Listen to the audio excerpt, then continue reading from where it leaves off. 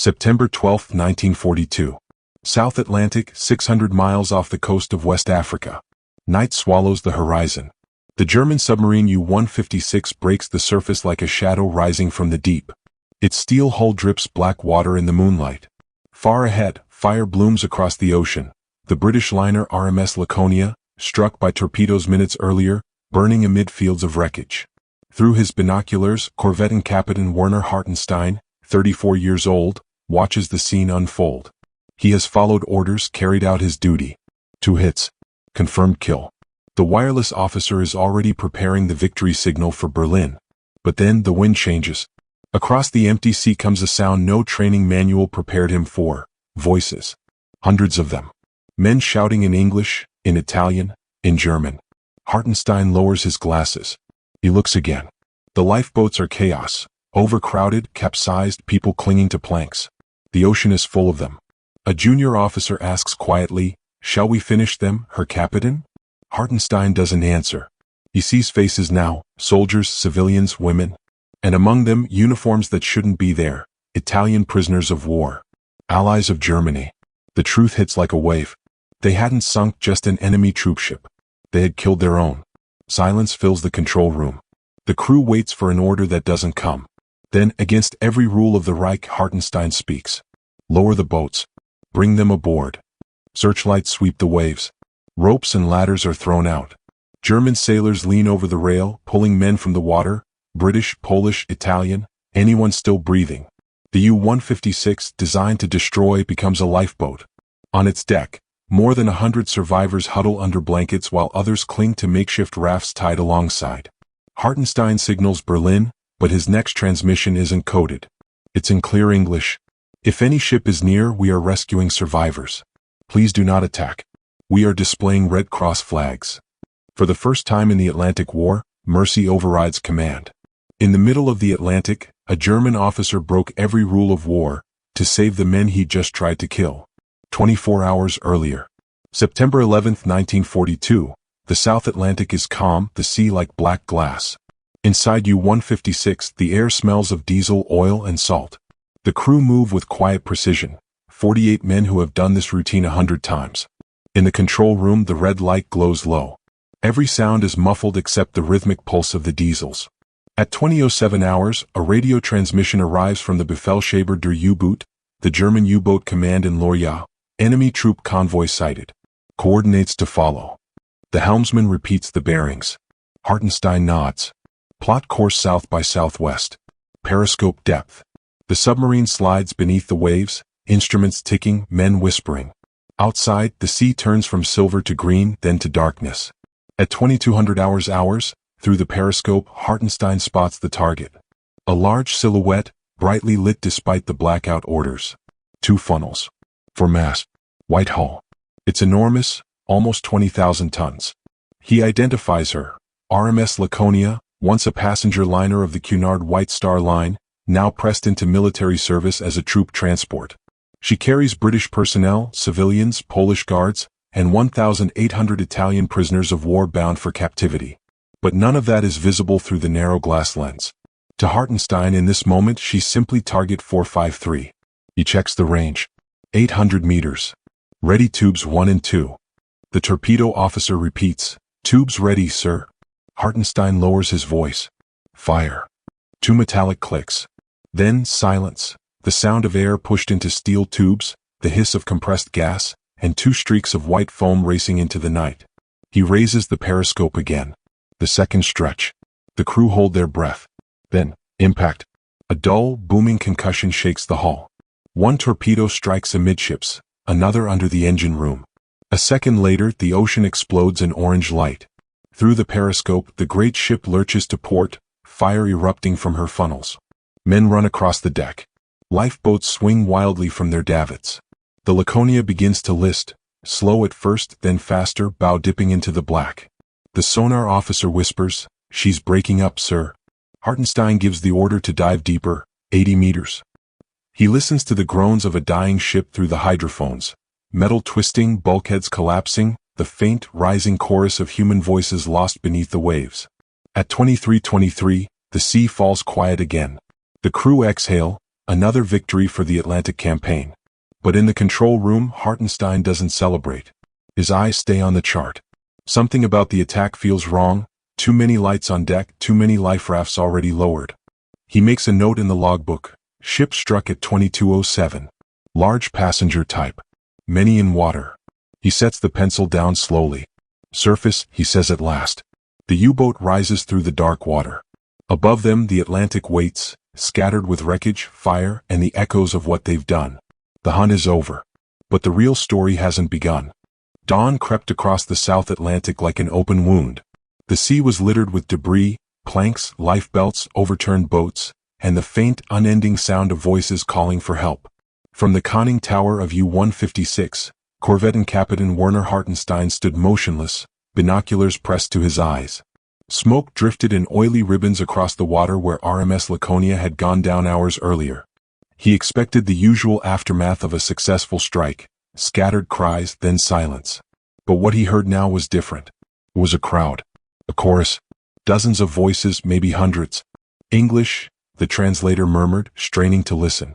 Then another voice, broken and accented, Italiano. The radioman looked up, pale. Her captain. Many are Italian prisoners. Italian POWs from North Africa. Hartenstein froze. In that instant, the victory turned sour. He had just torpedoed a ship carrying not only British troops and civilians, but nearly 1,800 Italian allies, captured by the British and bound for internment. He lowered the binoculars slowly.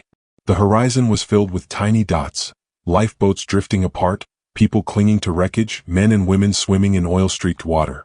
Some waved. Some didn't move at all. The sea was alive with survivors. Without hesitation, Hartenstein gave an order no U-boat commander was trained to give. Surface. Prepare rescue. The deck crews looked at each other, disbelief, then obedience. The gray shark of the Atlantic, built for stealth and ambush, rose into the dawn light. Its hatches opened. Sailors threw ropes, nets, and wooden ladders overboard. Blankets and life rings followed. By mid-morning, the U-boat that had sunk the Laconia was surrounded by desperate humanity. Men in British uniforms, Polish merchant sailors, and Italian prisoners, all hauled aboard or clinging to the sides. By the time the sun reached its zenith, nearly 200 survivors crowded the deck, with 4 lifeboats under tow, carrying another 200 souls. 5 women were brought up next, shivering in oil-soaked dresses. A German medic handed them coffee laced with rum to keep them conscious.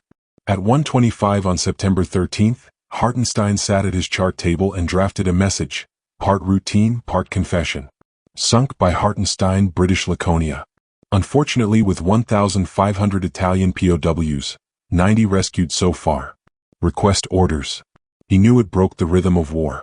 A U-boat's success was meant to be measured in tonnage sunk, not lives saved. By 6 o'clock he went further. On open frequencies, in clear English for friend and foe alike, he transmitted a message to the world. If any ship will assist the shipwrecked Laconia crew, I will not attack her, provided I am not attacked by ship or air force. Then came the act that sealed his defiance. Across the deck of U-156, his men hung Red Cross banners, white sheets painted with crimson crosses, visible from the air. A weapon of war had become a floating hospital. Berlin didn't know what to make of it. Admiral Karl Donitz initially approved Hartenstein's actions, dispatching nearby submarines, U-506 and U-507, to help. But within hours the tone changed. The message from headquarters hardened. Rescue operations jeopardize secrecy. Proceed with caution. Still, Hartenstein ignored the unspoken threat. He refused to leave. By nightfall, U-156 wallowed low in the water, its ballast strained under the weight of hope. Survivors huddled shoulder to shoulder, wrapped in German blankets, drinking from tin cups passed hand to hand. A Luftwaffe liaison noted bitterly in his log, "The boat can no longer dive. She is no longer a submarine." From the air, she must have looked strange. A U-boat half submerged, towing boats full of Allied survivors, flying Red Cross flags in enemy waters. But on deck, the line between friend and foe had disappeared. German sailors shared cigarettes with British gunners. An Italian POW sang a hymn softly to calm the children. The war for a few hours seemed very far away. Hartenstein marked a rendezvous in his chart. Vichy French cruisers were on their way from West Africa to take the survivors. He would wait, exposed, visible, trusting that mercy would be honored on both sides. In the logbook, the entries remained cold and factual: 0900 hours, 193 rescued. 0915, towing 4 boats. But the sea around him told another story. The cries had faded to murmurs. Exhausted men clung to the rail, staring at the submarine that had become their lifeline. For the first time that patrol, Hartenstein realized the real enemy wasn't a flag or a uniform. It was the ocean itself, vast, indifferent, and waiting. And on that morning, the hunter of the Atlantic became its last refuge of mercy. Morning, September 13, 1942. The equatorial sun rose harsh and white over the wreck field. The sea was calm now, but it glittered with oil, splinters, and empty life jackets. From the conning tower of U-156, Hartenstein watched a scene that no German naval manual had ever imagined. The deck was no longer gray steel, it was crowded humanity. British officers sat shoulder to shoulder with Italian prisoners. A Polish guard with a broken arm leaned against the deck gun. Sailors passed tin cups of water down a human chain. Each face, blistered with salt and sun, turned toward the captain in silence. The chief engineer came up from below. "Herr Captain, trim is unstable. We are heavy, too many topside." Hartenstein nodded. "We keep them. Balance tanks manually." It was the kind of order that could sink a submarine. He gave it anyway. Below decks, diesel fumes mixed with seawater and the sour reek of wet clothing. The crew, 48 men, had surrendered their bunks to survivors. Some worked the bilge pumps bare-chested in the heat. Others sorted the rescued into groups. Wounded first, then women, then the Italians who still saluted the swastika painted on the conning tower. By noon, 193 people were aboard, and another 200 to 250 in 4 lifeboats under tow. The U-boat could dive no more than a few meters without drowning them all. Hartenstein logged the risk in his patrol report, but the handwriting drifted off after one sentence: "We cannot abandon them." WWII.net U-156 War Diary September 1942. Inside the radio room, operator Franz Heim tapped out another message, this one in plain English on the open 25-meter band. "To all ships. If any ship will assist the shipwrecked crew of the Laconia, I will not attack provided I am not attacked. Position 15 degrees south, 11 degrees west. I have picked up 193 men." The operator hesitated. "Sir, Berlin won't like this." Hartenstein folded his map. "Send it." He climbed back to the bridge. 2 crewmen were rigging makeshift Red Cross flags, bed sheets painted with crimson crosses and signal dye. They lashed one to the 88mm deck gun, another to the periscope housing. Under the tropical sun, the white cloths snapped in the breeze, a fragile promise visible for miles. Word spread across the Atlantic quickly. The U-507 under Corvettenkapitän Haro Schacht, the U-506 under Ernst Bauer, and the Italian submarine Capellini altered course to assist. Hartenstein became the center of a rescue convoy of submarines, enemy boats united by an act of mercy. Each received orders from BDU to await Vichy French warships dispatched from Dakar and Conakry to collect the survivors. For the next 2 days, U-156 cruised slowly in circles at 5 knots, towing the lifeboats through equatorial heat. The surface temperature reached 95 degrees Fahrenheit. Crew rationed every drop of water, half a liter per man per day, shared between Germans and prisoners alike. To avoid panic, Hartenstein personally walked the deck, speaking in broken English and Italian. "Hold fast. French ships are coming." Some of the British survivors refused coffee from German hands until they saw one of their own lieutenants drinking first. Others helped bail the lifeboats tied astern. One stoker, delirious from thirst, was lashed to the deck to keep him from jumping overboard. Below, in the cramped mess, Petty Officer Meyer wrote in his diary, "We are no longer at war. We are sailors of the sea, saving whoever we can." On September 15th, Hartenstein sighted smoke on the horizon, 2 specks rising from the west. He signaled again, "Vichy French ships expected. Request air reconnaissance for protection." He would get his wish, but not in the form he imagined.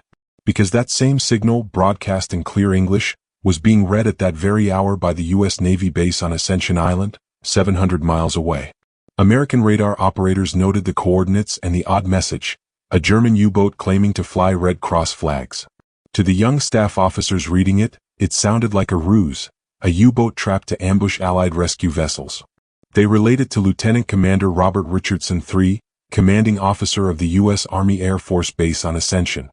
His standing orders from Washington were simple: engage and destroy all enemy submarines. By the next sunrise, A B-24 Liberator of the 1st Bombardment Squadron was airborne, armed and hunting. Below, U-156 plowed on patiently, towing its lifeboats under the bright equatorial sun, its deck still crowded with survivors waving white sheets at every aircraft that appeared. Hartenstein believed the Red Cross would protect them. He had not yet learned how far war could reach. September 16, 1942. Latitude 11 degrees south, longitude 15 degrees west. The sea was calm, blinding under the African sun. U-156 cruised slowly at 5 knots, towing 4 lifeboats filled with survivors. On deck, the Red Cross flags fluttered above rows of exhausted men, British, Polish, and Italian alike. At 11:25 hours, a distant drone rose out of the sky. Crewmen shaded their eyes. The sound deepened, an aircraft, big twin-tailed. Then someone shouted, "American!" The plane was a U.S. Army Air Force's B-24 Liberator, call sign B-24D-24139, of the 1st Bombardment Squadron operating from Ascension Island. At the controls sat Lieutenant James D. Harden, 24 years old. His orders: destroy any enemy submarine encountered. Hartenstein saw it first through his binoculars, small, glinting, circling low. He ordered smoke signals deployed, white flares only. Then he told his men to hold steady and unfurled 2 more Red Cross flags, each more visible than before. Survivors on deck waved sheets and life jackets. The B-24 made one slow pass, banking wide. For a moment, the sea held its breath. Then the bomber turned sharply and descended again, lower, faster. The sound of its Pratt & Whitney engines grew into a scream. From the conning tower, the Germans waved signal flags. A British officer among the survivors stood and shouted into the sky, "Don't shoot! There are wounded here." But 7,000 feet above, the Liberator's crew saw something else entirely. Through their lenses, the submarine deck looked like an armed raider towing decoy boats, the Red Cross markings indistinct in glare. To them it was a trick. At 12:32 hours, Harden made his decision. Target confirmed. Commence attack. The first bomb splashed 50 yards off the bow, then 3 more in a perfect stick. The explosions lifted the sea itself. 2 lifeboats disintegrated instantly, their occupants were hurled into the surf. The deck erupted into chaos, screams in 3 languages, men diving for cover, others already overboard. Shrapnel tore through the aft casing of U-156, blowing open fuel drums. Fire spread fast across the deck, licking toward the conning tower. Hartenstein gave the order, "All survivors overboard. Cut the tow lines." His voice stayed calm, but the horror around him was beyond command. The crew severed ropes with axes, freeing the lifeboats now drifting amid smoke and oil. British survivors, clinging to the rail, begged not to be left behind. "Please, please," shouted one seaman. The B-24 made another pass, dropping depth charges this time. The ocean thundered as the submarine heaved violently. The deck gun crew barely escaped before it was engulfed in flame. Below, inside the pressure hull, gauges shattered. The chief engineer reported rising fuel vapors. One more hit could ignite the entire boat. Hartenstein made the only choice he could. Abandon rescue. Dive stations. Prepare to submerge. His men looked at him, knowing that diving meant leaving hundreds in the water. He looked back at them, jaw set, and said quietly, "If we stay up, we all die." And so do they. At 12:40, U-156 blew ballast and slid beneath the surface, its deck still burning. Survivors screamed as the submarine disappeared, leaving behind debris, lifeboats, and oil slicks stretching across the horizon. Hartenstein leveled the boat at 80 meters. Silence. The only sound was the faint creak of the hull cooling under pressure. Up above, the B-24 circled once more, then turned west, its bomb bay empty. The pilot believed he'd destroyed an enemy vessel. He radioed Ascension, submarine attacked and hit. Survivors in water. He did not know those survivors were the very people the U-boat had been saving. Hours later, U-156 resurfaced cautiously at sunset. The sea was scattered with wreckage. Of the roughly 500 people still aboard or in tow before the attack, more than 100 were gone, killed by the explosions or drowned in the chaos. The rest drifted helplessly in lifeboats. Some sang to stay awake. Others prayed. Hartenstein ordered his men to search the horizon with binoculars, but no rescue ships were visible yet. Only the echo of distant engines fading west. In his war diary that night, he wrote a single line, "I did what I could." He would never attempt another rescue. September 17, 1942. The South Atlantic was littered with wreckage. The sea itself had turned gray with oil, drifting planks, and bodies. What had begun as one of the few humanitarian acts of the Battle of the Atlantic had ended in blood and disbelief. Below the surface, U-156 crept slowly eastward, engines whispering. Every man aboard was silent. The radio operator's hands trembled as he tuned the set back to the BDU frequency. Hartenstein dictated in clipped phrases. Rescue operation terminated after air attack. Red Cross flags clearly shone. Many survivors lost. Boat damaged. Continuing to rendezvous with U-507 and Vichy French ships. Hours later, he surfaced under night sky. The horizon glowed faintly with burning wreckage. Out there, the other rescue submarines, U-506, U-507, and the Italian Capellini, were still gathering survivors, unaware of the American strike. They soon learned the truth. At dawn on the 17th, the U-507 radioed BDU, U-156 attacked by aircraft while engaged in rescue work. Enemy aircraft ignored Red Cross signals. Admiral Karl Donitz, commander of the U-boat fleet, received the message in his headquarters at Kerneval, near Lorient. He read it twice, jaw tightening. He knew Hartenstein well, a reliable officer, precise, not prone to emotional reports. If the Americans had indeed bombed a U-boat flying the Red Cross, then something fundamental had changed. For 2 more days, the surviving submarines lingered on station. The sea had become a graveyard. Vichy French warships, the Gloire, Dumont d'Urville, and Annamite, finally arrived between the 17th and 18th, rescuing hundreds who still floated amid the debris. Many had spent 5 nights in open water. Their lips were split from thirst. Salt sores covered their bodies. Of the 2,732 people aboard RMS Laconia, only about 1,113 survived. The rest, more than 1,600 men, women, and children, were lost to the sea. Among the dead were roughly 1,400 Italian POWs, who had been locked in the liner's lower holds when the torpedoes struck. When Hartenstein finally rendezvoused with the other U-boats, he was hollow-eyed. His logbook ended the incident with a single phrase: "Rescue impossible under enemy attack." Proceeding with patrol. He would survive only 6 months longer. U-156 was sunk by U.S. aircraft near Barbados in March 1943. None of his crew ever forgot those days off Ascension. Back in France, Admiral Donitz summoned his staff to draft a formal directive. It was typed on official Kriegsmarine stationery, dated September 17, 1942, and circulated to all submarines at sea. It became known as the Laconia Order. All efforts to rescue survivors of sunken ships, including picking up persons in the water and placing them in lifeboats, must cease. Rescue contradicts the most primitive demands of warfare. Orders concerning the rescue of survivors are hereby cancelled. The language was cold, clinical, but beneath it was rage and grief. Donitz had tried to maintain a thin line of naval chivalry, a tradition that reached back to the First World War, when submarine captains often allowed enemy crews to abandon ship before firing the final torpedo. The Laconia incident erased that line forever. From that point onward, the Atlantic became a darker battlefield. No U-boat commander dared repeat Hartenstein's defiance. Survivors in lifeboats would no longer be approached. Distress calls would be ignored. The ocean turned merciless. When Donitz stood trial at Nuremberg in 1946, Allied prosecutors cited the Laconia Order as evidence of barbarity. But his defense argued that the order was born not of cruelty, but of betrayal.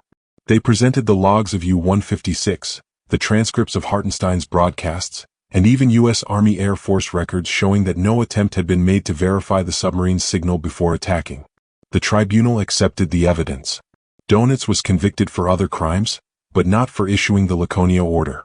The world had changed too much to pretend that mercy survived war. The ocean remembers. Even when history moves on, the sea keeps its silence, and the ghosts that drift upon it. In the years after the war, those who survived the Laconia never forgot the sight of that German submarine rising from the waves, not as a weapon but as a refuge. Second Officer Geoffrey Gwither, one of the Laconia's British officers, told the BBC decades later, "They came out of the hatches, hands raised, shouting for us to come nearer. I thought it was a trick. Then I saw one of them give his coat to a man shivering in a lifeboat. That's when I realized they were saving us." Another survivor, Nurse Margaret Hay, remembered crawling onto the U-boat's hot steel deck, barefoot, terrified. A young German sailor handed her a tin cup of water and said softly in broken English, "Lady, drink slow. Little bit." She never forgot his face, a boy no older than 20, his uniform still salt-stained from the dive. Those moments, small human gestures in the middle of chaos, were what lived on when the rest of the story drowned beneath politics and orders. When she was later rescued by a French warship, Margaret asked a fellow survivor, "Why would they help us?" The man answered quietly, "Because even enemies can still be sailors." For many of the Laconia survivors, that line stayed with them for life. In post-war letters exchanged between British and German veterans, the tone was not anger but gratitude, grief mixed with respect for the enemy who had broken ranks with cruelty. One German sailor from U-156, interviewed in Hamburg in 1953, said, "We were told they were our enemies. But when we pulled them from the water they were just people, cold, burned, scared. After that day I could never fire a torpedo without remembering their faces." For Commander Werner Hartenstein, there would be no medals, no recognition. When his submarine was sunk 6 months later, he and his entire crew were lost with it. No grave, no final message. Only the memory of what he did in that vast, merciless ocean, saving hundreds of strangers he had been sent to kill. Yet his name quietly endured. Among British merchant sailors, word spread through whispers. There was one U-boat captain who stopped shooting, who saved us. At sea, such stories live longer than nations. Today, naval historians and survivors alike call it what it was. Not weakness, not rebellion, but a moment of humanity in a world built to destroy it. When the wreck of the Laconia was finally located in 2002, deep under the Atlantic silt, divers found no trace of the submarine that had tried to help. Only the twisted hull of the liner, still resting where she fell. But to those who know the story, the real monument isn't metal or marble.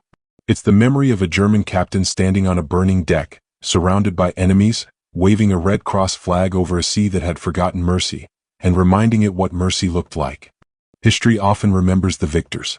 But sometimes it's the ones who disobey that leave the deepest mark. The Laconia incident did more than sink a ship. It changed how nations thought about war at sea. In Berlin, it hardened the Kriegsmarine. The Laconia Order, signed days later by Admiral Donitz, forbade any further rescue of survivors. From that moment, mercy became a liability. Submarines that once carried spare food and blankets for shipwrecked crews were stripped down for efficiency. But far from the politics and orders, the human story refused to die. When the war ended and the world counted its dead, fragments of the truth began surfacing in diaries, survivor testimonies, and captured U-boat logs. What emerged wasn't a story of heroism or victory, but of conscience. Allied naval officers studying captured German records were stunned. Among the stark operational reports was a broadcast message signed by Captain Lieutenant Werner Hartenstein, sent on September 13, 1942, just hours after the sinking of the Laconia. "If any ship will assist the shipwrecked Laconia crew, I will not attack, provided I am not attacked by ship or aircraft. I have picked up 193 people. 4 lifeboats in tow." It was unprecedented. A German U-boat openly transmitting its position, risking destruction, to save the very people it had sunk. That message would later be studied in naval academies from Annapolis to Dartmouth, used to teach cadets about the boundaries of warfare, the fine line between orders and humanity. In 1949, the newly drafted Geneva Convention on the Protection of Victims of War at Sea cited the Laconia tragedy indirectly, reaffirming the obligation to rescue survivors, without adverse distinction. It was the closest thing to an apology the sea would ever give. In post-war Germany, the story lingered quietly in naval circles. Older sailors spoke of Hartenstein with respect, not for his kills, but for the single act that cost him his career and, eventually, his life. To them, he was the kind of officer who remembered that, before there was war, there were sailors. For the British and Polish survivors, the memory aged like salt, painful but permanent. Many wrote letters to German veterans groups in the 1960s, not to accuse but to thank. "We saw your captain lower his Red Cross flag only when the bombs fell," one survivor wrote. He was a better man than the war deserved. Even the U.S. Air Force pilot who attacked the U-boat, Lieutenant Hardin, later expressed regret. In a 1955 interview he said quietly, "We saw a submarine and lifeboats and we did what our orders told us. But looking back, I wish I'd seen the flags." Time blurred sides and symbols, but the core remained, a moment in which compassion defied command. Today, when naval officers discuss the laws of the sea, they still invoke the Laconia precedent, a reminder that not every act of mercy is safe, but every act of mercy is remembered. By the time the world began to understand what had happened in the South Atlantic, Werner Hartenstein was already gone. March 8, 1943. 6 months after the Laconia tragedy, U-156 patrolled the Caribbean, east of Barbados. The ocean was warm, deceptively peaceful. Hartenstein was still in command, calm, precise, respected by his men. They said he carried himself differently now, quieter, as though the war had aged him faster than the rest. He still kept a small folded page in his journal, the original copy of his broadcast from that September night, when he had asked any Allied ship to help him save lives. He never showed it to anyone, but he read it often. That morning, just after sunrise, the lookout spotted a shadow on the horizon, a distant aircraft. A U.S. Navy PBM Mariner patrol bomber, part of an anti-submarine sweep out of Trinidad. There was barely time to dive. At 11:15 hours, the first depth charge detonated off the port bow. Within seconds, the second and third followed, each explosion lifting the submarine off its keel. Lights went out, pipes ruptured, and seawater flooded the forward compartments. Damage control. Forward bulkhead breach, shouted the chief engineer. Hartenstein ordered, surface. Surface now. The U-boat broke through the waves, its bow rising in a plume of white spray, but the bomber was already circling back. The crew scrambled to man the anti-aircraft guns. The first burst of .50 caliber fire tore across the deck. The Mariner dropped another stick of depth charges. The last sight reported by the U.S. aircrew was a column of flame erupting from U-150's conning tower.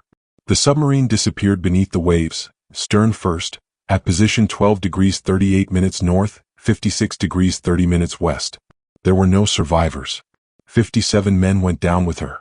When word reached Lorya days later, there was no funeral, no public statement. The German Navy simply marked the boat as missing, presumed lost. For Berlin, Hartenstein's name faded quietly from record. But for those who had served under him and for the few who had survived the Laconia, the silence meant something else: reverence. They knew he had not died as a hero of the Reich, but as something rarer, a man who had remembered compassion when his world had forgotten it. In post-war Germany, his widow, Ursula Hartenstein, received a brief telegram. Your husband's vessel failed to return. Presumed lost with all hands. For Führer and fatherland. She never remarried. On her mantelpiece she kept only one photograph, her husband on the bridge of U-156, smiling faintly, a Red Cross flag fluttering behind him.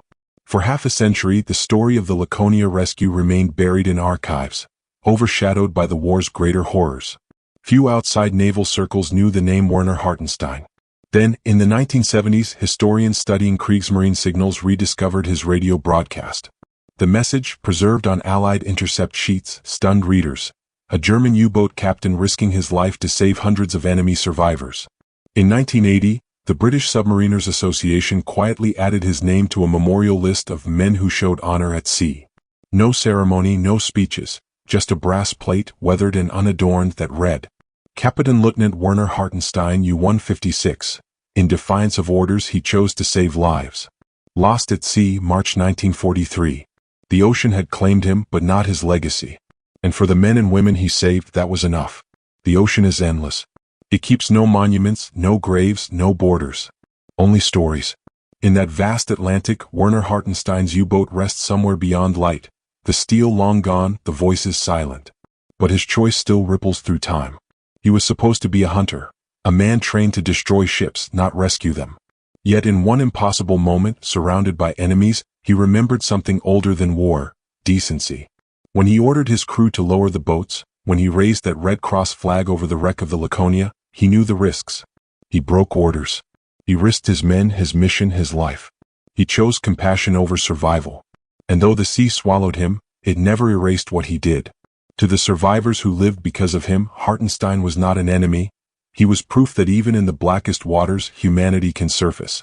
Years later, one British sailor wrote in his diary, I had thought mercy was impossible in war, until a German captain gave me water and called me brother. There are no medals for that kind of courage. No parades. No songs. Only the quiet echo that history leaves behind when one man chooses right in a world gone wrong. When we speak of the Laconia incident today, it's easy to reduce it to tragedy, to numbers. But beneath those numbers were choices, and one man's choice became a light in a century of darkness. Because in war, real victory doesn't come from who kills more, but from who remembers what it means to be human. That's why we tell these stories. Not to glorify the past, but to remind ourselves that even amid cruelty, there are those who refuse to let mercy drown. This was Werner Hartenstein, a German captain who defied his own war to save his enemies.